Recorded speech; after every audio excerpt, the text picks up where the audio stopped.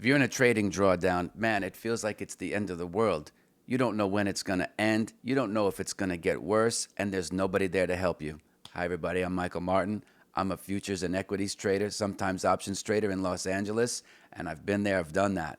Man, what's even worse about this is that if you don't know what the expected value of a trade is, you don't really know a whole bunch of stuff. You don't know what the probability is of a eight in a row losing streak. You don't know what the probability is of your coming back and when, and you probably don't have a plan as to what to do to dig yourself out. I'm going to talk to you about that today in this video, give you a little bit of a bro hug and help you work through it. Why? Well, because I've been there. I've been there and I've done that, and drawdowns are really, really horrible. In fact, I'll be honest with you, I coach and mentor traders who are both institutional and, retail do-it-yourselfers about the mental part of trading. And I use a case study from my own trading back in like 05, 06, where I had a rollover account with about 50K at the time.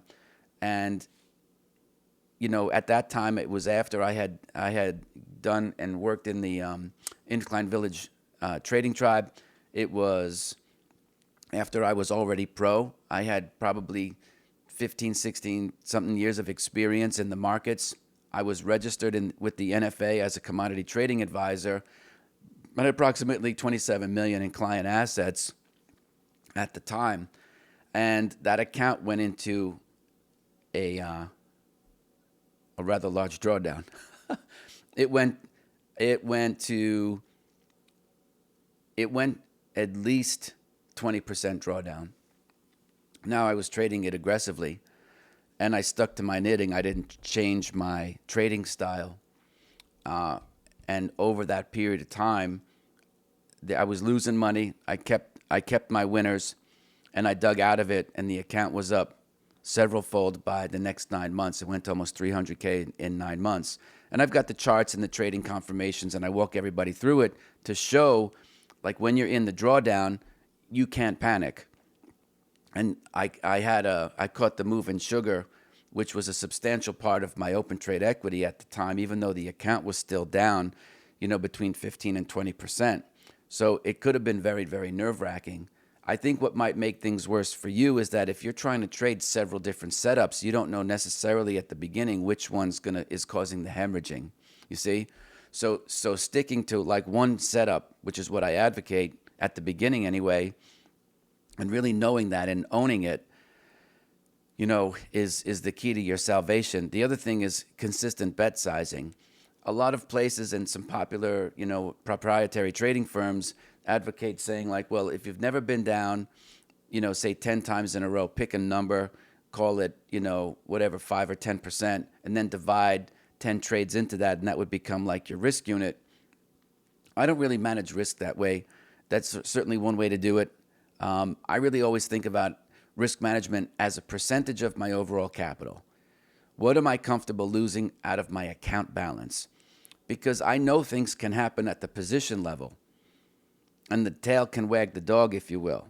That's a part of trading, and I learned that the hard way. So, and if you listen to yesterday's episode about my biggest mental error, you can see how these things kind of shape, who you are, your temperament, your personality when you're managing risk.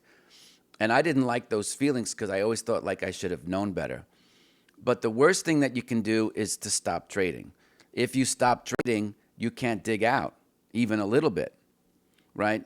So I would say if you have and you're coming into the thing and you haven't been using consistent position sizing, you need to adopt a consistent position sizing methodology like right now. You can't say, well, I have a strong bias on this, or I have a conviction on this. In all due respect, you don't know what that word means. You don't have enough experience, even with 2 years of experience, to say you're all hopped up and you've got this and that or the other thing in terms of conviction. To me, that speaks of bias. And you might be looking into things. You see what I'm saying? Intuition, as it's kind of slangly referred to. Now, some of you might take umbrage with that, but the point is it's that you're in the drawdown. You're looking to get out. So these are, in my opinion, best practices. This is what I've used myself. I never really waver from constant risk management and position sizing anyway. So I never can look and say, well, I'm down all this money because I decided to trade this thing bigger, it let me down, or I did this one smaller and it actually worked out, but I didn't have enough. I don't have those conversations with myself because I have constant risk in terms of my position sizing. So say you're down XYZ percent, but your trading is not in tune with the market. Either the market's not amenable to your style, or you're just developing your style, and in all due respect, you don't even really know what you're doing. The thing you want to do is now cut your position size, maybe by half. Because at this point, the goal is to get back in tune with the market. It's not to win the money right back. And it's like being in a relationship and you're not getting along. You know, see what I'm saying? So you have to take a time out and reorganize things and try to make tomorrow a different day. If you continue to lose money by being all over the place, that's just going to make things worse. And that can cause you to trade on tilt or just go for broke and just say, forget it, I'm buying everything in NVIDIA or whatever your favorite, ticker is. You have to remember what I've said before, that bees and dogs can smell fear, but so can ticker symbols. So you need to cut your risk management substantially. In fact, even traders who trade mechanical systems have algorithms built into their rules that suggest, I'll pick a number off the top of my head, if they come down and they're in a 10% drawdown so that they have 90-cent dollars, they'll cut their position sizes by, 3/4. I mean, not 3/4, by say a third to a quarter. And then if it continues and they find themselves down 20%, they really start cutting like down to, half of what they had been trading. So that this way, if their trading is out of tune with the market or if something's going on in their world, they'll lose money, but the decrements will be so much smaller that it won't unnerve them and cause them to hijack their system, adopt new trading rules, new setups, or, they're going to start selling options to bring the credits into I've heard everything that goes on, right? There's nothing that's escaped me. But that doesn't really serve you because now you're acting out emotionally, which is the last place that you want to be. You want to take every trade no differently than you're trying to hang 10 or catch a wave and surf it. So if your rules have worked in the past and you know what the expected value of a trade is, you have to remember that's a weighted average. And you might just be in the window of, like, if you have 30% win ratio and you're putting on 1,000 trades, you have 700 trades. So you might be just in this window where 5 to 10 of them are going to go into that 70% of the time that you lose. The key to that, or the key to losing more frequently than when you win, is to make sure that those losses are very, very small. You see? So stick to your knitting. If you've made money in the past with the model that you're running or the setups that you're doing, stay with those because they'll come back in season. When? I don't have a damn clue. This is probabilistic for me too. What do you think? The rules are special for me? Thank you for that nod, but it's not. So cut your position size and focus on just getting back in tune with the market. Sometimes it's the market. It's not me. It's you, right? It's the way it works. And so it's tricky, it's tricky.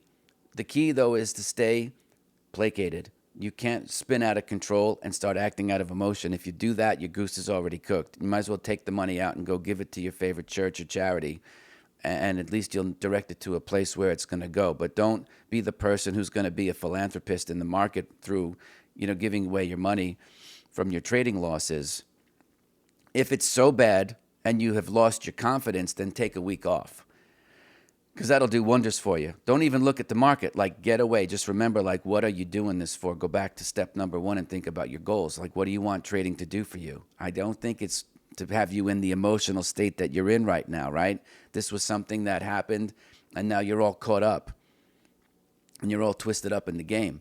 So taking some time off can work wonders. And I used to do that. If I started off the week like Monday, Tuesday, and it wasn't working for me and I was already down, I would start cutting positions right away. And then I would literally go hang out in Central Park, because I knew that this was a marathon. And I knew that any one particular day doesn't really mean a whole lot in the grand scheme of things. It seems like it means a lot when you're in the moment because you're aggravated, you're banging the mouse. Who knows? You've seen the videos of people throwing their machines and doing this. I never felt that there was a big emotional payoff to ruin thousands of dollars worth of technology because I'm already down the money in my account. So I don't want to amplify that by starting to destroy the physical aspects of my trading. So I would just take time off and say, okay, here's what I thought about. Here's the promise that I've shown so far. Here's where I know where I'm at. Here's what I know I'm good at. But the market is omniscient and omnipotent. And so if the market's saying that no matter what you've done in the past to make money, we're not going to oblige you this week, then take time off. There's no reason to sit in front of the screen if you're in a bad spot. Go do something to clear your head. Go travel. Go visit somebody. Take a day off in the middle of the week and don't even look at the markets. That might seem like it's blasphemy to some of you because you're so engaged. But getting some detachment, right, loving it with detachment right now can be a healthy thing. You like this video? Check out this one.